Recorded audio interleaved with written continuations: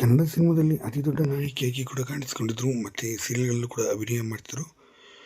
ಇನ್ನು ಸಾಕಷ್ಟು ಹೆಸರು ಮಾಡಿದಂಥ ಈ ನಟಿ ನಾಯಕಿ ಕೇವಲ 22-23ನೇ ವಯಸ್ಸಿನಲ್ಲೇ ಇದೀಗ ನೇಣು ಬಿಗಿದಂಥ ಸ್ಥಿತಿಯಲ್ಲಿ ಪತ್ತೆಯಾಗಿರುವಂಥದ್ದು. ಸದ್ಯ ಇವರ ಸಾವು ಈಗ ಸಾಕಷ್ಟು ಅನುಮಾನಗಳು ಕೂಡ ಕಾಡ್ತಾ ಇರೋಂಥದ್ದು. ಏಕೆಂತಂದರೆ ಇವರ ಕುಟುಂಬಸ್ಥರು ಮತ್ತು ಇವರ ತಂದೆ ತಾಯಿನೇ ಈ ಸಾವಿಗೆ ಇವರ ಪತಿ ಮತ್ತು ಪತಿ ಕುಟುಂಬದವರೇ ಕಾರಣ ಅಂತಲೂ ಕೂಡ ಈಗ ಆರೋಪವನ್ನು ಸಹ ಮಾಡಿರೋದು. ಮೂಲತಃ ಕಾಸರಗೋಡಿನವರಾಗಿರುವಂಥ ಈ ನಟಿ ಮಂಗಳೂರಿನಲ್ಲಿ ವಾಸವಿದ್ದು ತದನಂತರ ಸಿನಿಮಾಗಾಗಿ ಬೆಂಗಳೂರಿಗೆ ಕೂಡ ಬಂದರು.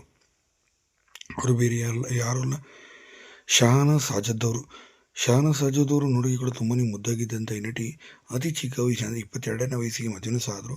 ಇದೇ ಸಂದರ್ಭದಲ್ಲಿ ಲಾಕ್ಡೌನ್ ಅನ್ನೋ ಸಿನಿಮಾಗೆ ನಾಯಕಿಯಾಗಿ ಕೂಡ 2024ರಲ್ಲಿ ಬಂದಂಥ ಈ ಸಿನಿಮಾನು ಕೂಡ ಒಳ್ಳೆ ಬ್ಲಾಕ್ ಬಸ್ಟರ್ ಹಿಟ್ ಕೂಡ ಪಡೆದುಕೊಂಡಿತ್ತು. ಇಂಥ ಸಿನಿಮಾದಲ್ಲಿ ಕಾಣಿಸಿಕೊಂಡಿದ್ದಂಥ ಶಹನಾಜ್ ಸಾಜದ್ ಅವರು ಇದೀಗ ಕೊನೆ ಸೆಳೆದಿದ್ದಾರೆ ಅನ್ನೋ ಮಾಹಿತಿ ಬರ್ತಾರಂಥದ್ದು.